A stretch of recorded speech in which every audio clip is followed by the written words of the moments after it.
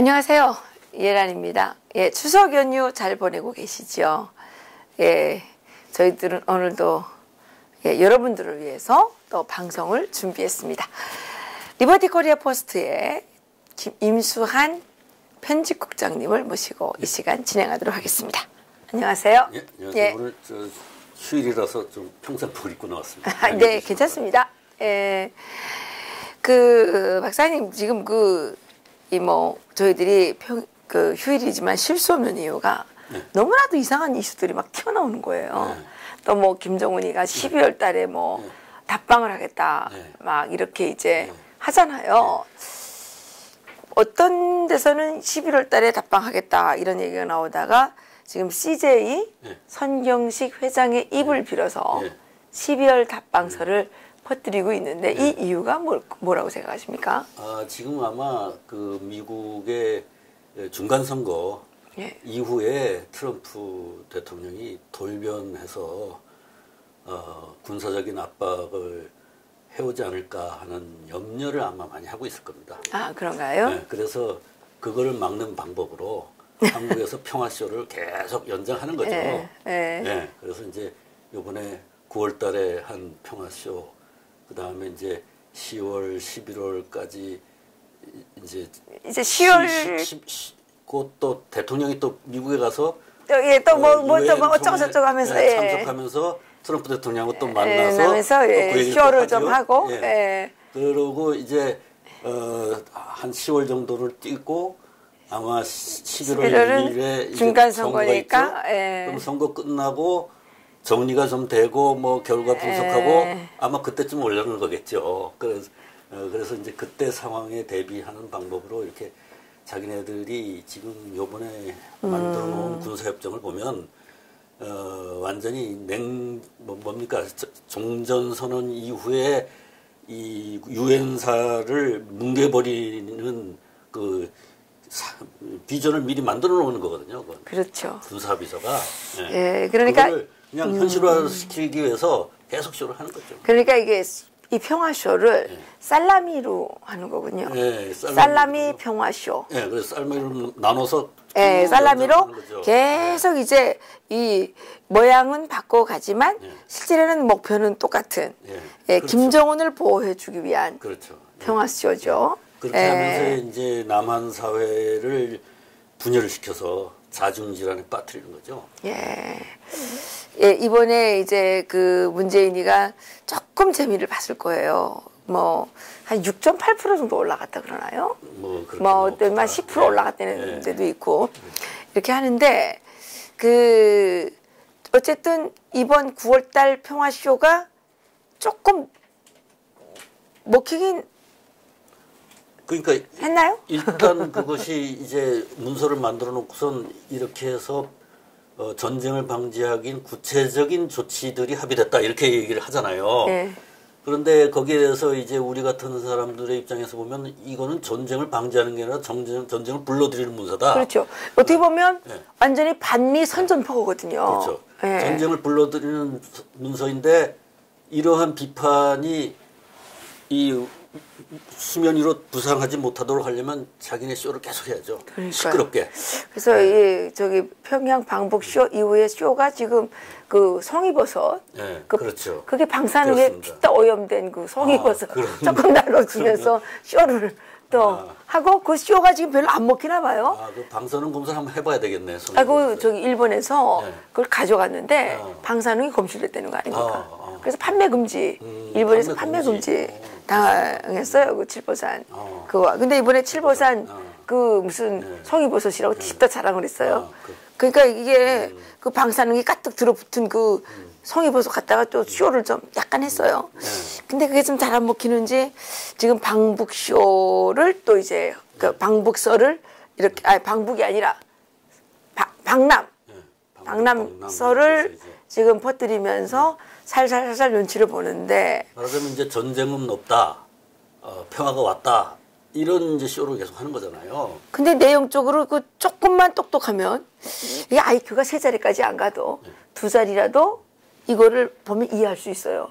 이거는 평화 문서가 아니라 이거는 완전히 반미 성전에 나가는 문서잖아요. 뭐라 그랬어요? 거기에 있는 말하자면 NLL 부분에다가 이제 수역을 공동 어로구역을 만든다든가 또는 DMZ 그 전후에다가 비행금지 구역을 설정한다든가 또 그 판문점 공동 경비 구역을 비무장한다든가. 그러니까 뭐 GP를 저쪽은 160개고 이쪽은 60개인데 11개씩 줄이자. 그렇죠. 이게 말이 돼요? 다 똑같이. 이것이 그 GP가 북한의 GP는 남침을 위한 GP인지 모르지만 우리 GP는 방어를 위한 그 경계 말하자면 정찰 업무 아닙니까? 그렇죠, 근데 그거를 다 철수해버리면 전쟁을 불러들이는 거죠. 그게 우리는 60개밖에 안 되는데 그 11개를 빼면 49개밖에 안 됩니다. 이건 평화 조치가 아니고 이거는 전쟁 방지 조치가 아니라 전쟁을 불러들이는 조치예요. 그런데다가 그 평양에서 연설할 때 문재인 대통령이 분명하게 얘기한 게 뭐냐면 이 엄청난 그 대북 제재에서 민족적 자존심을 지키면서 이겨낸 불굴의 의지에 대해서 감탄한다. 뭐 이러면서 당신들의 지도자 김정은을 무슨 찬양한다고 막 이런 얘기를 했어요. 이 부분에 대해서 우리가 심각하게 생각해야 될 부분이 있는데 말이죠. 평화라는 거는 어느 정도 그 사회에서 생산력이 있고 분배가 공평하게 이루어져서 민생이 개선될 때 평화가 이루어지는 것이지. 당연하죠. 모든 사람들이 굶주림에 허덕이게 되면은 서로 남의 집에 가서 강도짓을 하게 되고 약탈 경제를 하게 됩니다. 그러다 보면 싸움이 난단 말이에요. 그렇죠. 그리고 도끼 살인이 나는 그렇습니다. 거예요. 예. 그러다 보면 내부에 있는 그런 분란과 불만을 무마하기 위해서 국가가 외침을 하게 됩니다. 그렇죠. 이게 지금 북한의 체제거든요. 맞아요.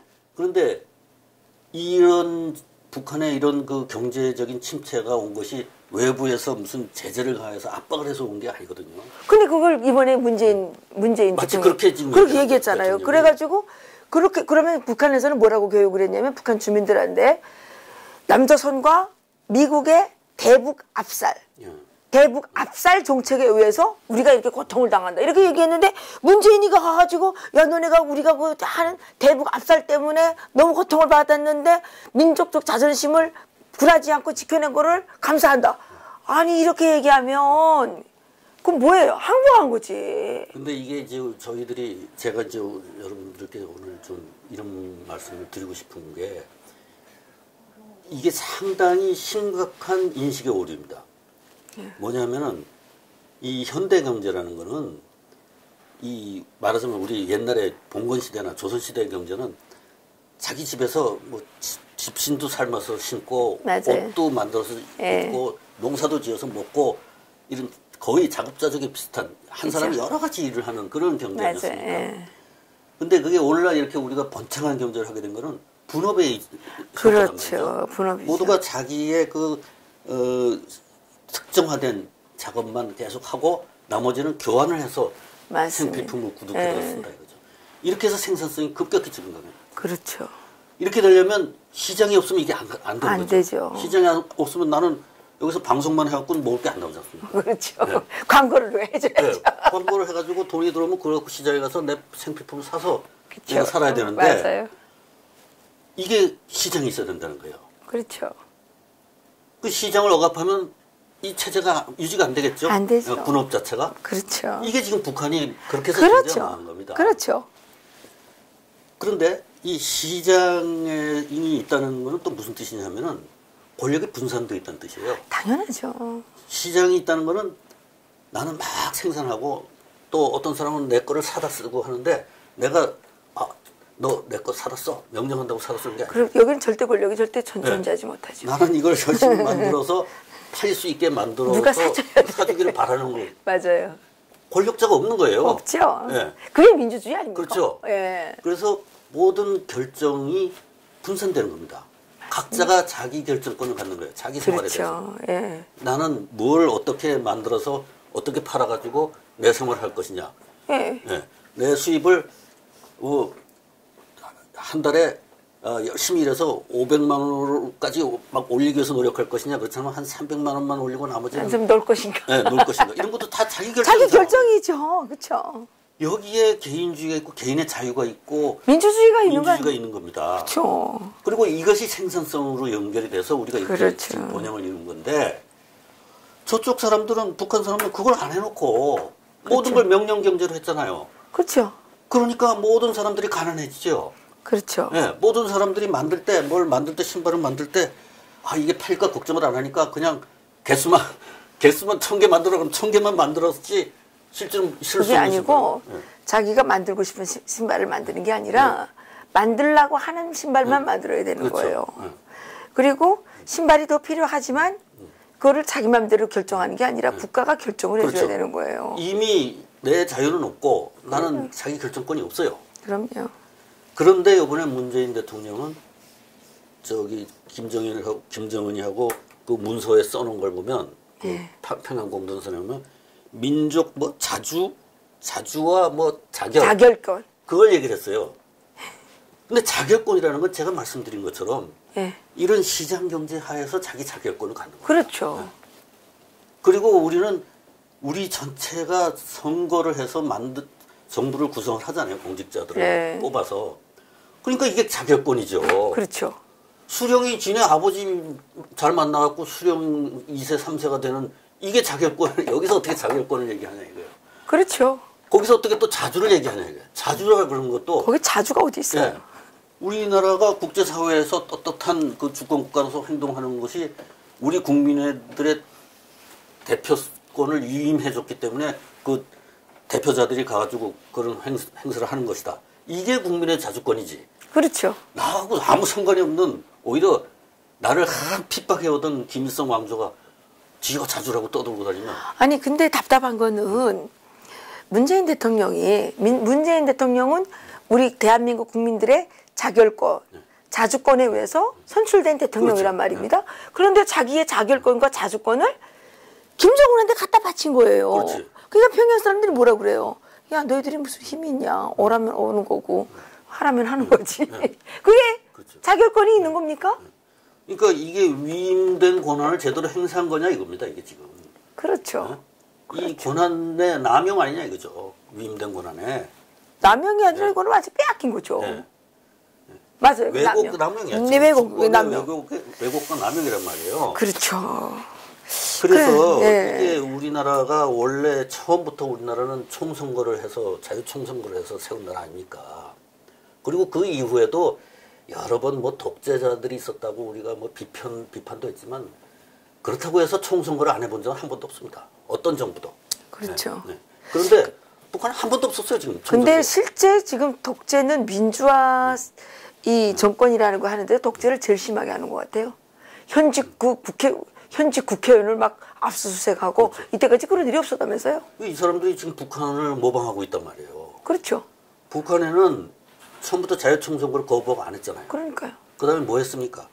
민주주의 통일전선을 했어요, 이 사람. 그렇죠. 민주주의 통일전선이라는 건 뭐냐면 국민들한테 주권자 국민들한테 묻는 자유총선거를 안 하려고 정당 사회단체 대표들을 모아다 놓고 그 말하자면 주권을 왜곡시키는 거예요. 그렇죠. 조선민주주의인민공화국이다 이렇게 이름은 공화국이라고 해놓고 실제로는 국민들한테 주권을 갖고 있는 국민들한테 물어본 적이 없어. 정권을 세우는데. 맞습니다. 이상한 그 대표들을 모아다 놓고 사회대표, 단체 대표, 정당 대표, 기업 대표 모아다 놓고 그 뒤에서 공산당이 공작을 조작을 해. 공작을. 너 여기 찬성해. 반대해. 너 반대하면 죽여. 아니 원래 대놓고 하는 거예요. 뭐라 그러냐면 어떤 회의를 할 때 무슨 그 제안 토론하는 거 안이 있지 않습니까? 그러면 이제 미리 시킵니다. 야 네가 일어나서 집행부 보안을 발표해 주시기 바랍니다. 이렇게 말하라 그래요. 그러면 이제 다음은 무슨 안건 토의입니다. 이렇게 이제 가잖아요. 그러면 어떤 방법으로 하는 것이 좋겠습니까? 이렇게 물어봐요. 여기서 짠 거예요. 그러면 한 명이 딱 손 들고 일어나는데 그건 이제 정해진 사람이에요. 예, 집행부 보안을 발표해 주기 바랍니다. 이렇게 하는 거예요. 그러면 집행부에서 보안을 발표하는 거예요. 그러면 찬성하는 사람을 손을 들어 표시해 주시오. 그러면 다 손 들어야지. 손 안 들면 찍힌단 말이에요. 그럼 다 손 들어야 되는 거예요. 그게 어떻게 민주주의입니까? 그렇게 해놓고서는 이제 정당 사회단체들이 다 도장 찍었다. 민의의 합의를 봤다. 이렇게 나가는 거예요. 이 사람들이. 뻥이죠. 그러니까 말하자면 주권자들의 주권을 뭉개는 작업을 하는 거예요. 사회단체들을 동원해갖고. 그러니까 주권자는 없고 주권자라고 이제 이름을 지어가지고 그렇지. 거수기 역할을 하도록. 그건 최고인민회의 여기로 말하면 국회지요. 그렇죠. 최고인민회의에서도 똑같아요. 그래서 최고인민회의 그 대의원을 선출할 때도 그 비밀 투표를 안 했잖아요. 그냥 공개 투표한 거냐 공개 투표. 네, 근데 그것도 정해져요. 그 후보자도 정해져 있어. 정해져요. 후보자 너 나가. 2명 없고 1명이에요. 네, 1명. 그리고 최고인민회의 대의원이 진짜 하는 일 없어요. 거기 있는 최고인민회의 대의원들은 의정활동이라는 걸 안 하고요. 그러니까 어느 직장에 무슨 지배인, 어느 직장에 뭐 당비서, 어디 뭐 농장원, 뭐 이렇게 이제 이런 사람들을 이제 적당히 뽑아가지고 이렇게 하는 거예요. 그래서 이제 이 사람들은 그냥 회사에서 일하는 거예요. 일하다가 최고인민회의 대의원 한다고, 인민회의를 한다 그러면 이제 아주 그 침대차 타고 이제 가는 거예요. 가서 거기 가서 이제 예산 발표 나오게 되면 또 집행부 보안을 발표해 주십시오. 그러고 하면 손 들으시오 하면 이거 들고. 그 다음에 또 그렇게 100% 산소투표 맨날 나오는 거예요. 그러니까 공산당에서 짜준 시나리오대로 회의가 진행되는 거죠. 그래 놓고 발표는 사회단체 정당 이름으로 합의가 그렇죠. 됐다. 이렇게는. 이거 하려고 지난번에 기업가들도 데려가고 평양에 다 데려간 거예요. 그렇죠. 이번에 그렇게 해가지고 야 이거 다 같이 남조선에 지금 그 대표하는 사람 다 갔단 말이에요. 다 갔다. 네. 경제계가 여기 있다. 예. 경제계 다 갔죠. 문화계, 종교계, 뭐 정당, 행정부도 그 장관들 다 갔더군요. 그렇죠. 그렇게 해서 이게 지금 통일전선 자기네들이 하던 그 짓을 하고 있는 겁니다. 지금 평양에 가서. 그래서 이게 어떻게 보면 묵시적 연방정부를 하고 온 거죠. 묵시적 연방정부. 자기네식 민주주의를 하는 거예요. 그러니까 지금. 자기네끼리 좀 묵시적 연방정부, 묵시적 종전선언, 묵시적도 아니더라고. 청와대가 뭐 사실상의 종전선언이라고 그랬으니까. 그렇게 이제 작업을 한번 1차 해놓은 다음에 이제 직접 오시겠다는 겁니다. 지금 김정은 동지께서. 예? 그 눈치 보는 거 아니에요? 와가지고 이제 여기 와서 직접 통일전선 회의를 주재하겠다는 거예요, 지금. 근데 보세요. 예? 근데 또 이게 박지원이가 뭐라 그랬냐면, 김정은이가 그랬대요. 이렇게 사람들이 북한에서 가지 말라 그런대요. 김정은 보고. 왜 가지 말라 그러냐? 서울에 가면 그 태극기 부대가 있는데, 그래서 누가 그 김정은이한테 태극기 부대 있다고 말하는 모양이죠. 그게 보고 안 가겠어요. 거기에 저 김영철이가 직책이 뭡니까? 통일전선부장 아닙니까? 그 이제 그 태극기 부대를 좀 무서워하긴 하는 것 같아요. 어쨌든 남조선에 가게 되면 그 서울에 태극기 부대가 반대할 건데 그래도 갈 겁니까? 그렇지만 반대가 있어도 자기는 가겠다. 이렇게 말했다는 거예요. 이거는 뭐냐? 남한에 있는 종북들에게 태극기 부대를 탄압해라. 그렇지. 이 지령인 거예요. 그렇죠. 예. 더 이상 광화문에 못 나오도록 해라. 예. 태극기 부대 못 나오게 해라. 이거를 지금 지령 준 거고. 예. 벌써 통일전선이 하는 짓을 하고 있잖아요. 지금 박지원이가. 예. 박지원이가 지금 이거 지금 뒤에서 이미 다 자기네들끼리 짜내놓은 시나리오대로 움직이잖아요. 그 지금 김정은의 워딩을 그대로 얘기를 한다면요. 뭐라 그랬냐면 많은 사람들이 답방을 가지 말라고 하지만 나는 가겠다. 태극기 부대 반대하는 거 조금 있을 수 있는 거 아닙니까? 이렇게 하더라. 이렇게 박지원이 얘기한 거예요. 그러면서 김 위원장이 식사를 하면서 반드시 가겠다고 했기 때문에 사석에서도 약속했다고 평가한다. 이렇게 이제 김정은이가 온다는 거예요. 온다고 이제 하면서 이 박지원은 도대체 어느 나라 사람이에요? 그 통일전선은 에이전트라니까 지금. 뭐라 그랬냐면 김여정이가 능력이 많은데 백두혈통인데 능력도 많은데 출세를 못했다. 근데 김여정이가 백두혈통이고 능력도 많은 데 비해서 출세하지 못한 데 비하면 아무 능력도 없으면서 대통령까지 한 박근혜는 너무 출세를 많이 했다. 뭐 이따 얘기를 했어요. 선동 에이전트를 하고. 능력에 비해서는 출세를 많이 한 박근혜와는 완전히 다르다. 이렇게 말한 거예요. 이게 이제 이 사람이 도대체 제정신이 있는 사람이에요? 이게 옛날에 이제 그 남북한에 따로 이렇게 정부가 서는 45년부터 48년 기간에 보면 북한 지역에는 민주주의 통일전선 뒤에 소련 점령군 사령부가 있어가지고 자기는 무력을 갖고 있으니까 말 안 듣는 사람들은 구금시키고 할 수 있었어요. 근데 남쪽에는 예. 미군이 있었잖아요. 그렇죠. 그러니까 그게 안 되는데 박헌영은 박헌영대로 또 민주주의 통일전선을 했어요. 예. 그러니까 무력의 뒷받침을 못 받는 상황에서도 지하당들이 그걸 했단 말이죠. 예, 예, 예. 지금 남한이 지금도 그때 박헌영이 하던 거랑 비슷한 현상이 일어나는 겁니다. 그래가지고요, 지금 그 선경식이라고 하는 CJ 회장이 사실은 그런 거를 발표할 급도 아닌데. 그렇죠. 예, 예, 12월에 김정은이가 답방할 것 같다 그러면서 지금 언론들이 다루는 게 뭐냐면 김정은이가 오면 백화원 초대소도 없는데 김정은이를 어디다 모실 거냐 뭐 이따위를 지금 걱정을 하고 있는 거예요. 황공스러운 거지. 예, 그래서 뭐 저기 하늘길로 올 거냐 바닷길로 올 거냐 무슨 육로길로 올 거냐 이거 지금 엄청 걱정하고 있어요. 지가 어디로 오든 그건 김정은이가 알아서 할 일이지. 여기 남한의 기자들이 걱정할 일은 아니지 않습니까? 근데 이런 걸로 이제 계속 그 쟁점화를 시켜서 이 여론에서 이것이 항상 그 조회 순위에서 꼭대기에 올라가게 해가지고 이게 이제 여론조사 전번에 그 권력 들어간 사람 뭐죠? 김경수. 김경수 두루킹. 과 같은 일을 지금 하고 있는 거예요 또. 그러니까 이게 여론 조작을 위해서 이런 그렇죠. 이렇게 이제 살라미 전술을 그렇죠. 통해서 계속 그 비스무리한 거를 계속 쪼개가지고 계속 올려놔가지고 지금 시끄럽게 하는 거군요. 그러니까 디지털 시대의 민주주의 통일 전선인 거예요 이게 지금. 그렇군요. 그런데 우리가 이제 정신을 바짝 차려야 된 거는 이런 식으로 정당 사회단체가 민의를 왜곡시키는데 그걸 제대로 파악을 못하고 개인의 자유를 이미 쟁취한 개인의 자유를 양보한다던가 이렇게 되면 결국 시장 경제가 아닌 명령 경제가 되고 모두 가난해지고 그 다음에 가난해지면은 그 질서를 유지할 때 명령으로 해야 되니까 신분제가 되어 살아나는 거예요. 그 폭력에 의해서 그렇죠. 그야말로 폭력 사회가 되는 거죠. 그 북한에 지금 신분제가 그대로 있잖아요. 신분제 있고요.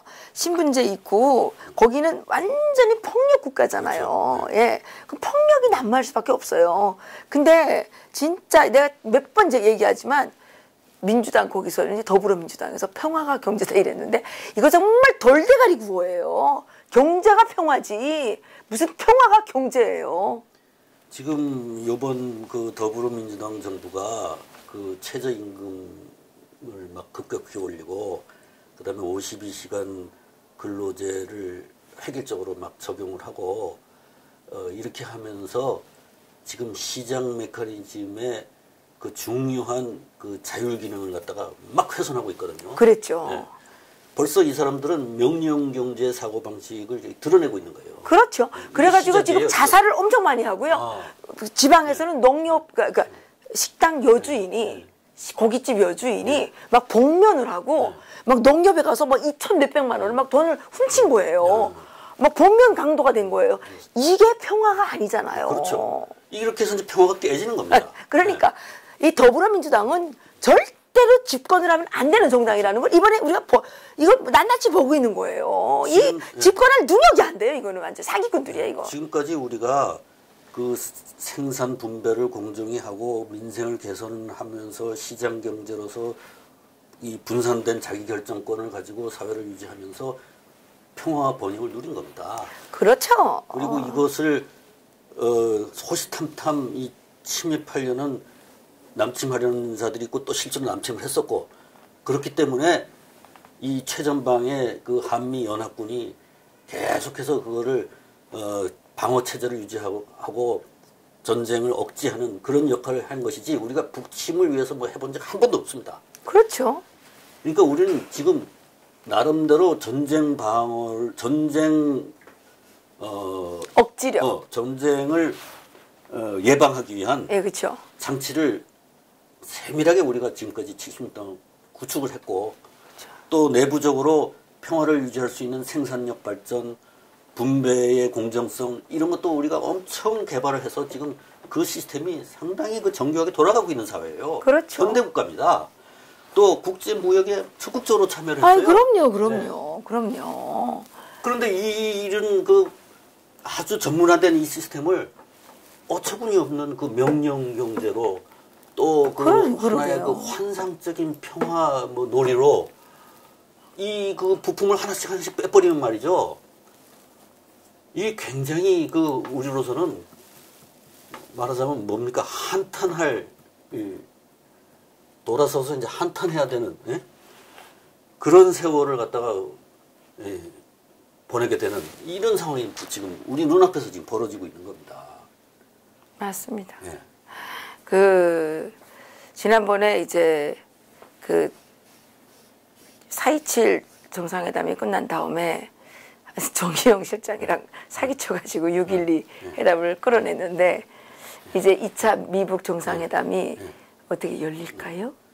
아마 그 트럼프 대통령은 지금도 계속해서 이번 그 평양 정상회담에 대해서 뭐 칭찬을 하고 이렇게 하면서 자기 그 중간 선거 분위기가 훼손되지 않도록 굉장히 노력을 하는 것 같아요. 아 그래요? 그러니까 어쩌면 이 김정은과의 2차 정상회담을 중간 선거 이전에 한다는 건 제가 볼 때는 실현 말이 안 되죠.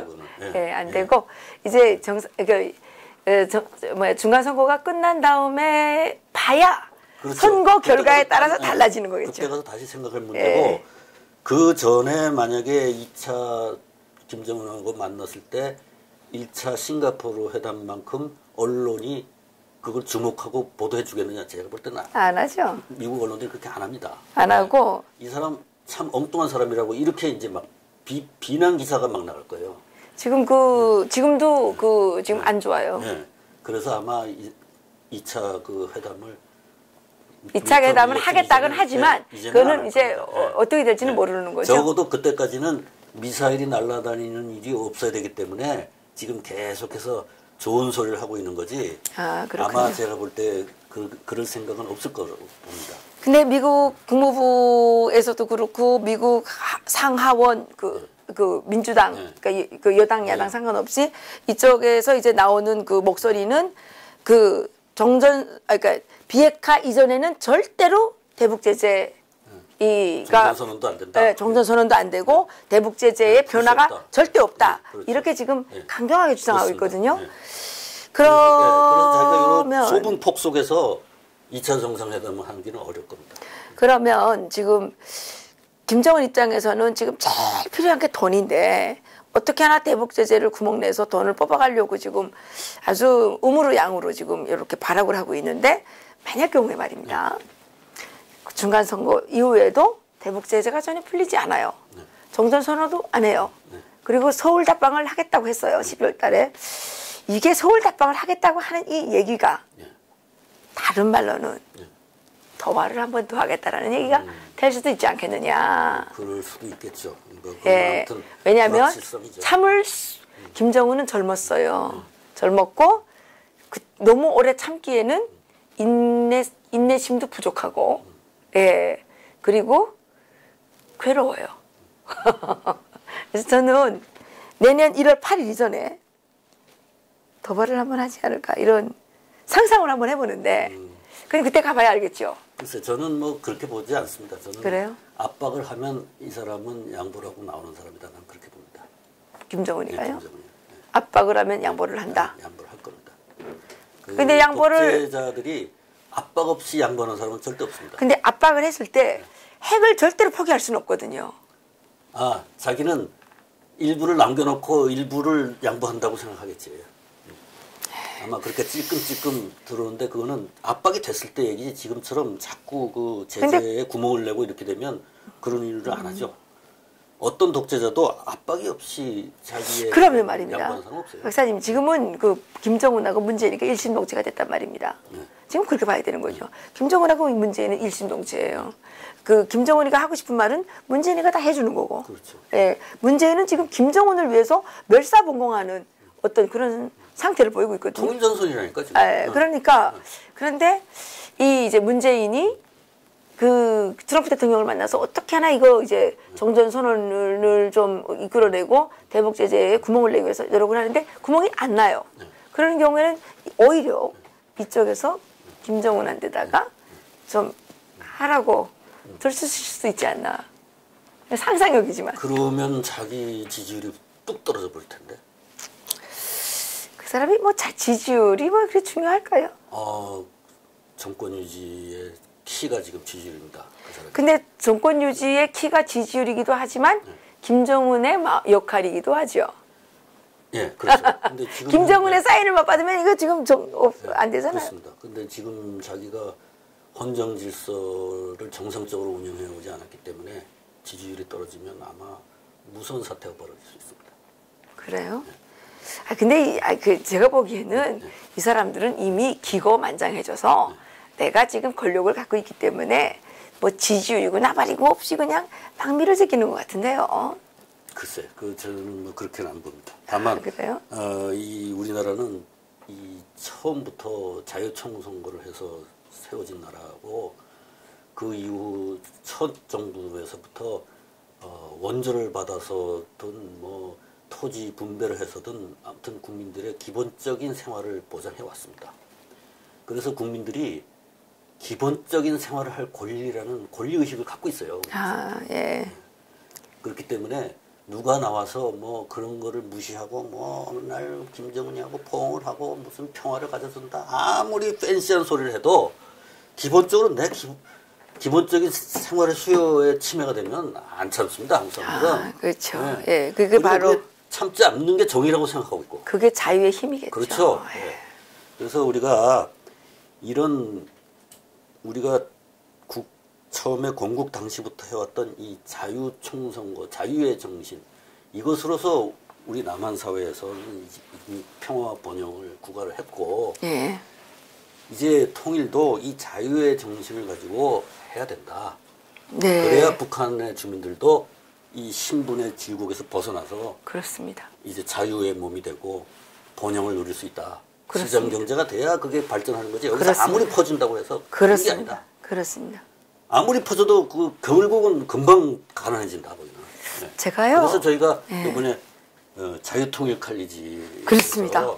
네, 그래서 한 거 아닙니까? 네, 이런 것을 우리가 강의를 하기 위해서 1기를 했었고 2기 네, 또 2기를 10월 6일에 네. 또 시작하는데 지금 수강생 모집을 하고 있지 않습니까? 그런데요, 박사님, 제가 요 며칠 전에 대한문에 갔는데 아주 젊은 그냥 20을 넘길까 말까 하는 그 아가씨 둘이 어느 커피숍에 앉아가지고 자유민주주의에 대해서 막 토론을 하는 거예요. 제가 깜짝 놀랐어요.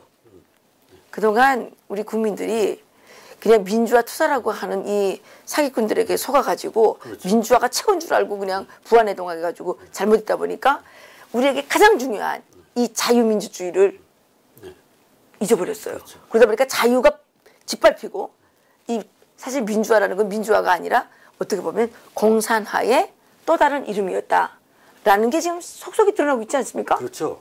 그러니까 우리는 처음에 건국 당시에 자유총선거로 건국을 해서 처음부터 민주주의를 하기로 한 나라야. 그러니까.